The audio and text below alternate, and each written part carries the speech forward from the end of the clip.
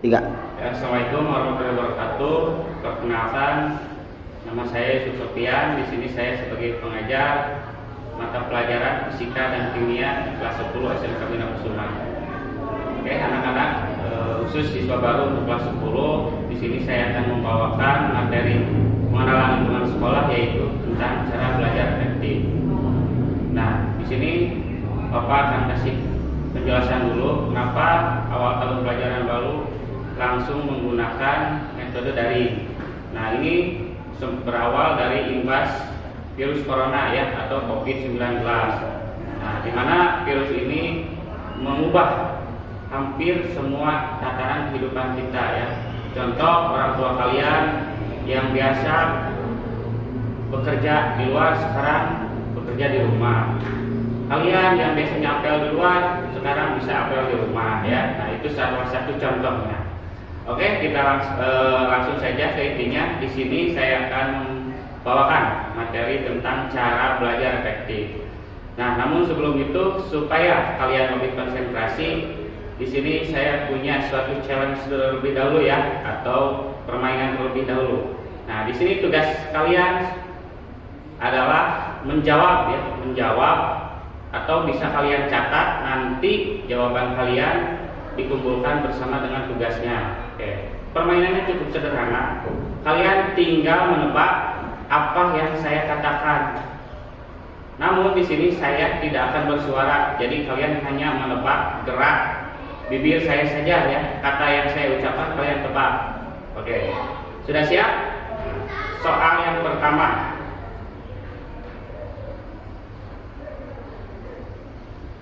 Itu yang pertama ya. Ulangi satu kali lagi. Oke, silahkan catat jawabannya masing-masing. Dilarang saling bekerja sama. Oke. Yang kedua, challenge yang kedua, kalian sama tugasnya, tinggal menebak saja. Kita masih di permainan kata ya. Kalian tinggal menebak kata yang saya ucapkan. Namun di sini saya hanya menyebutkan huruf konsonannya saja. Tahu kan huruf konsonan? Ya, berarti kalau saya menyebutkan huruf konsonan, kalian tebak kata yang bakal terjadi dengan menggunakan huruf konsonan tersebut. Oke. Contohnya, misalkan kata saya, berarti saya cuma menyebutkan SY saja. Oke? Paham? Oke, kita langsung saja ya. Soal yang pertama. BNGNPG. Oke, silakan tulis kata yang dapat terbentuk dari huruf konsonan tersebut. Saya ulangi. BNGNPG. Silakan kalian tebak jawabannya apa. Oke, soal yang kedua. Soal yang kedua, silakan konsentrasi lagi. Soal yang kedua, SPTHTM. Silakan kalian tebak. Saya ulangi. Soal yang kedua, SPTHTM. Silakan kalian tebak. Nah, buat kalian yang suka WA-an atau SMS-an ya, yang sering singkat-singkat kata, nah di sini buktikan kemampuan kalian. Oke. Nah, itu sebagai rangsangan buat kalian untuk konsentrasi ke pembelajaran ya, atau ke materi. Nah, kita langsung saja ya. Untuk materinya di sini saya akan membawakan tentang materi cara belajar yang efektif. Oke, sebelum kalian mengetahui atau tahu yang seperti apa cara belajar efektif itu, yang pertama kalian harus tahu terlebih dahulu ya, apa itu definisi belajar. Oke, ada yang sudah tahu? Nah, mungkin kalau ditanya definisinya, sulit ya untuk mengungkapkannya. Tapi sehari-hari saya yakin kalian sudah enak lah dengan yang namanya belajar. Oke? Nah, belajar dapat didefinisikan sebagai usaha untuk memperoleh pengetahuan, sikap, maupun keterampilan hidup. Oke, sekali lagi saya ulangi, belajar dapat didefinisikan sebagai usaha untuk memperoleh pengetahuan, sikap maupun keterampilan hidup. Oke, contohnya kalian membaca buku, kalian simpan informasi tersebut di otak. Nah, itu juga sebagai suatu yang bisa dikatakan sebagai belajar. Contoh lainnya, kalian mengamati atau melihat hal-hal yang dilakukan oleh orang lain, kemudian kalian menirunya dan mempraktekannya, itu juga bisa dikatakan sebagai belajar. Kemudian definisi yang kedua, belajar juga dapat diartikan sebagai proses perubahan tingkah laku, ya. Saya ulangi, belajar juga bisa dikatakan sebagai proses perubahan tingkah laku. Contoh dari kalian yang tadinya bisa tidak bisa menjadi bisa, itu bisa juga dinamakan sebagai belajar. Terus dari yang tadinya tidak terampil menjadi terampil, itu juga dinamakan belajar. Oke, itu ya untuk definisi belajar. Sekarang kita berlanjut tentang cara belajar efektif. Oke, sebelum ke situ kalian harus tahu ya, apa saja yang perlu dipersiapkan untuk bisa belajar efektif. Nah, persiapannya yang pertama yang harus dipersiapkan yaitu menumbuhkan motivasi belajar. Oke. Ini sebetulnya kata motivasi belajar itu sering diucapkan, tapi untuk dilaksanakannya susah ya. Kenapa? Oke, saya contoh. Kita ulas dulu apa itu motivasi ya. Ada yang tahu motivasi apa? Oke, nah motivasi itu adalah dorongan atau kemauan untuk melakukan hal-hal yang kita inginkan. Nah, dalam hal ini berarti belajar. Nah, jadi bagaimana kemauan kalian untuk belajar, dorongan kalian untuk belajar. Nah, untuk menumbuhkan motivasi ini, motivasi ini timbulnya bisa dari mana saja ya. Ada yang timbul dari kesadaran diri sendiri maupun orang lain. Nah, yang paling bagus itu dari diri sendiri ya, walaupun itu susah ya.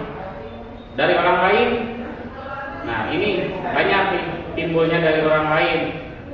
Ada yang dari orang tua bagus ya, dari guru bagus, termasuk dari pacar juga itu termasuk ya.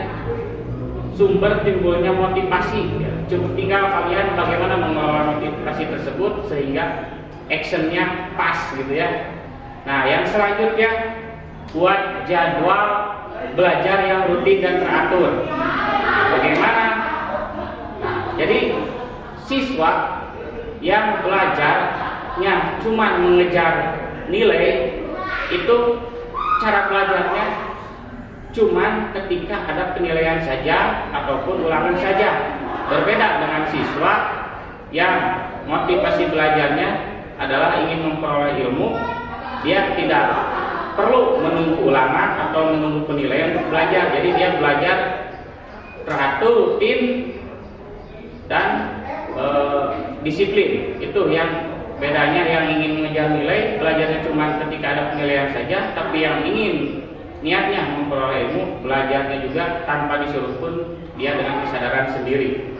Nah, itu yang kedua ya, persiapan yang kedua. Oke, yang ketiga adalah siapkan fasilitas belajar. Nah, ini juga salah satu faktor yang menunjang ya, supaya belajar yang lebih efektif. Jadi ketika ingin belajar, kalian fasilitasnya harus dipersiapkan. Apalagi sekarang ya ada pembelajaran daring. Nah, berarti fasilitasnya dipersiapkan, baik itu dari smartphone-nya ya, ataupun nanti ketika tatap muka dari segi bukunya ya, media pembelajarannya dipersiapkan ya. Nah, yang selanjutnya jaga stamina fisik dan psikis. Nah, dalam artian di sini kalian tetap ya, yang namanya kesehatan itu nomor satu ya, jasmani dan juga rohani. Nah, rohani juga kalian harus tetap dijaga supaya mental kalian tidak terganggu ya, jadi dalam keadaan fresh terus.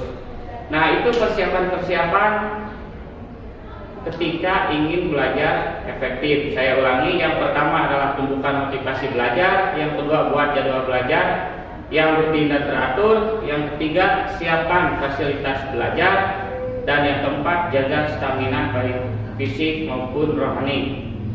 Nah, Yang selanjutnya kita masuk ke cara belajar efektifnya. Yang bagaimana sih cara belajar efektif? Oke, kita bahas langkah-langkahnya atau kriterianya ya. Oke. Cara belajar efektif yang pertama adalah siapkan pelajaran dengan baik. Nah, jadi jangan sampai ketika kalian ingin berangkat sekolah, ingin memperoleh pembelajaran dari guru kalian, kalian dalam keadaan tidak siap. Jadi dari malam kalian sudah harus dipersiapkan jadwal pelajaran buat besok apa saja, terus cek tugas buat besok sudah dikerjakan atau belum. Nah, sehingga ketika nanti masuk pembelajaran kalian sudah siap. Nah, yang selanjutnya menyimak penjelasan guru dengan baik. Nah, jadi ketika kalian pembelajaran di kelas, usahakan kalian menyimak dengan baik apa yang dijelaskan oleh guru. Ya, jangan sampai guru ketika menjelaskan kalian juga sama ya, menjelaskan dengan siswa yang lain masing-masing, artinya tidak konsentrasi ya. Jangan sampai ketika guru menjelaskan kalian juga ngobrol di belakang gitu ya. Jadi harus konsentrasi mendengarkan penjelasan guru. Yang ketiga, mencatat hal-hal penting dari penjelasan guru. Nah, ketika guru sedang menjelaskan, usahakan kalian catat hal-hal yang dianggap penting. Nah, jadi ketika nanti kalian sudah selesai pembelajaran, kalian punya catatan penting. Ketika berikutnya, pelajaran berikutnya kalian disuruh atau ditanya ya, mereview pembelajaran yang sudah dipelajari, kalian ingat, tinggal lihat saja catatan pentingnya apa saja, nah, kemudian kalian bisa menjawabnya. Nah, yang keempat adalah aktif bertanya kepada guru maupun siswa ketika pembelajaran. Nah, jadi jangan sampai ketika guru sedang menerangkan atau kalian dalam satu kelas sedang melakukan pembelajaran, kalian merasa ada hal-hal yang tidak dimengerti atau kurang jelas, kalian diam saja. Ingat, dalam pembelajaran yang namanya peribahasa diam itu mas tidak berlaku ya. Karena bisa bahaya kalau menganut peribahasa diam itu emas, apa diam itu emas, tidak bisa ya. Jadi ketika ada yang tidak mengerti atau tidak paham, silakan kalian langsung bertanya. Misalkan malu langsung bertanya kepada guru, tanya dulu kepada teman, tidak apa-apa ya. Nanti bisa kalian diskusikan.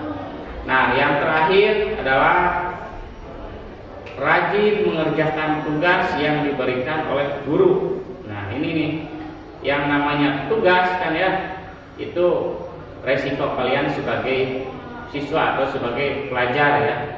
Jadi mau tidak mau kalian harus kerjakan. Tapi kalau misalkan kalian memanajemennya dengan baik, seberapa banyak pun tugas itu insya Allah bakal bisa diselesaikan. Nah, itu untuk cara-cara belajar efektif. Jadi yang pertama, siapkan pelajaran dengan baik.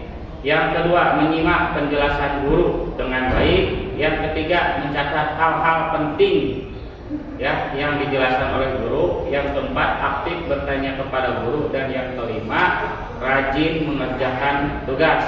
Oke. Nah, secara garis besarnya atau intinya, materi yang saya sampaikan tentang cara belajar efektif seperti itu. Oke.